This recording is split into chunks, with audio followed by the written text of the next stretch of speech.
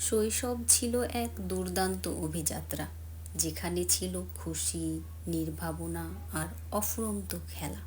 প্রতিটি দিন ছিল নতুন কিছু শেখার আর মায়াময় মুহূর্তের মধ্যে হারিয়ে যাওয়ার। আজও সেই দিনগুলোর কথা ভাবলে ইচ্ছে করে ফিরে যায় সেই মধুর শৈশবে।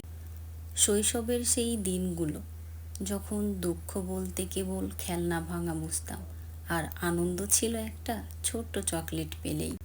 জীবন তখন অনেক সহজ আর সুন্দর ছিল।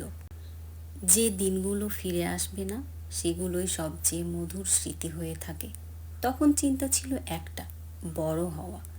এখন ইচ্ছে শুধু শৈশব ফিরে পাওয়া।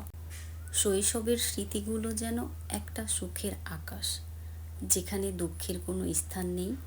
দিনগুলো কেটে যায়, কিন্তু সেই মিষ্টি স্মৃতিগুলো মনের গভীরে আজও বেঁচে আছে।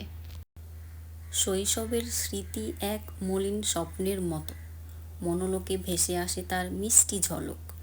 জীবনের পথে চলতে গিয়ে হঠাৎ করে শৈশবের হাতছানি ফিরে যেতে যেন মন চায় আবার সেই আঁধারে।